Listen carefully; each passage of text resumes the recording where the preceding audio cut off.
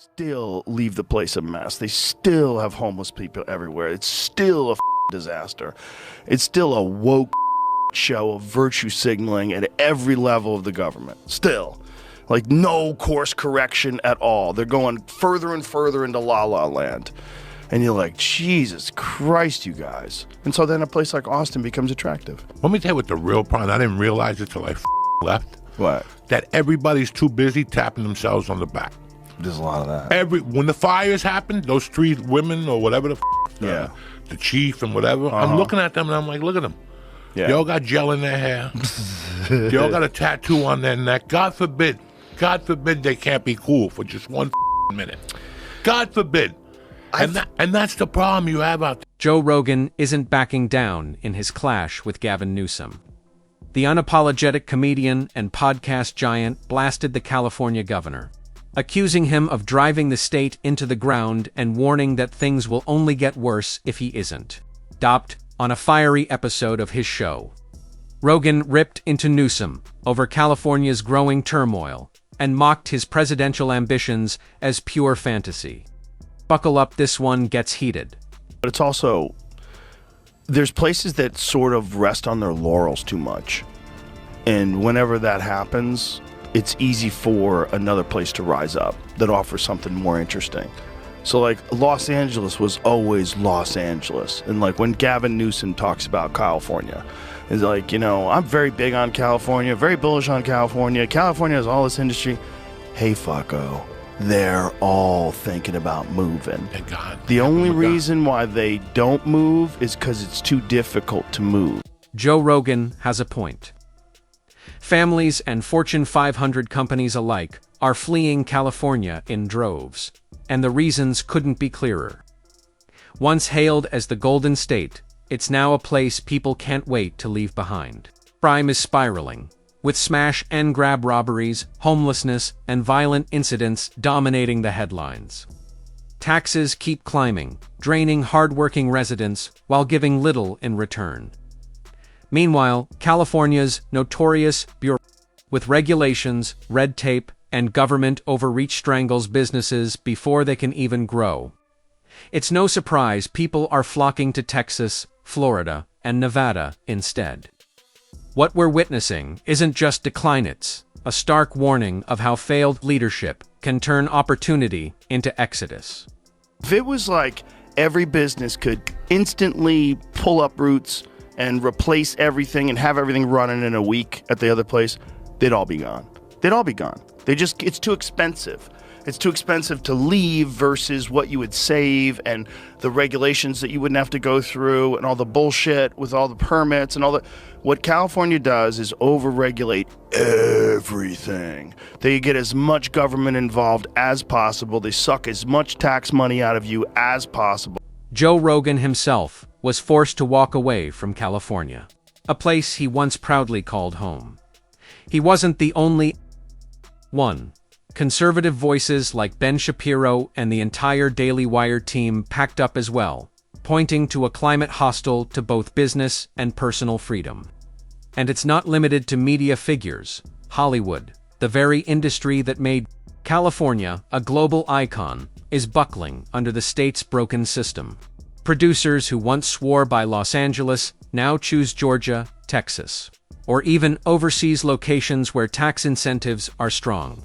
Crime is lower, and creativity isn't strangled by endless red tape. When the entertainment capital of the world starts hemorrhaging its own lifeblood, it's clear the decay runs deep. California's leaders can spin it however they like.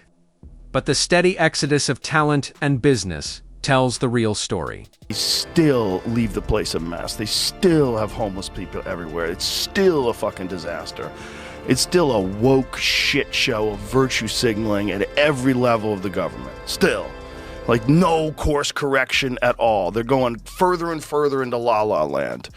And you're like, Jesus Christ, you guys. And so then a place like Austin becomes attractive.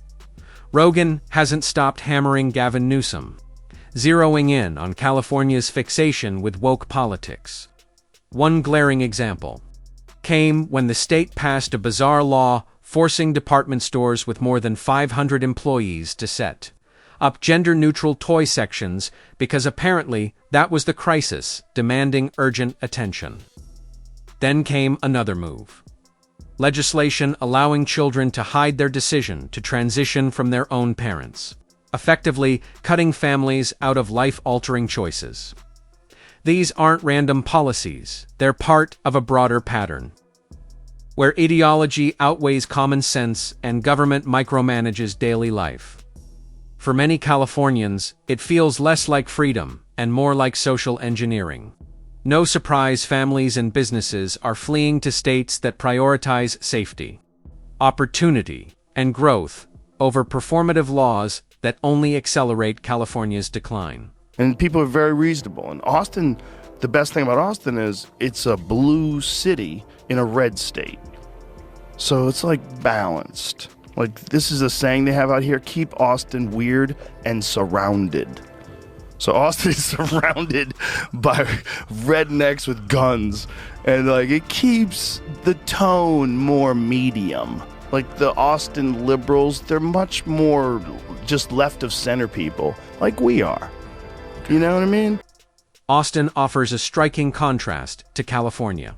Sure, the city leans liberal, but it hasn't gone off the deep end with the kind of overreaching woke policies that have crippled California. Austin manages to hold progressive values while keeping a sense of balance and pragmatism. Lawmakers aren't forcing social experiments on residents or chasing businesses away with suffocating taxes and regulations. Instead, the city has become a magnet for tech, culture, and innovation, attracting entrepreneurs and creators who might have once built their futures in California. It's liberal without being stifling, progressive without being performative. That's exactly why Austin is thriving, while California loses both residents and corporations. In short, Austin proves you can embrace liberal ideals without wrecking your state through the kind of overreach Gavin Newsom has made infamous. Let me tell you what the real problem, I didn't realize it till I fucking left. What? That everybody's too busy tapping themselves on the back. There's a lot of that. When the fires happened, those three women or whatever the fuck, the chief and whatever, I'm looking at them and I'm like, look at them. Yeah. They all got gel in their hair. They all got a tattoo on their neck. God forbid they can't be cool for just one fucking minute. God forbid. And that's the problem you have out there. Comedian Joey Diaz didn't mince words when it came to Gavin Newsom and Los Angeles Mayor Karen Bass, torching them for their botched response to the Palisades fires. In classic Diaz fashion, he cut through the spin, blasting California's so-called leaders for caring more about polished images than the safety of the people they're supposed to protect. While families fled and homes went up in flames, Diaz argued Newsom and Bass seemed more interested in press conferences, photo ops, and appearances than actually tackling the crisis. To him, it was yet another reminder of how out of touch California's leadership has become, talking endlessly about compassion while delivering next to nothing when it matters most. Diaz's rant wasn't just comedy, it was a raw, unfiltered dose of truth that resonated with countless frustrated Californians. And that's a wrap for today's video. If you liked this breakdown, make sure to hit the like button and subscribe for more hard-hitting commentary.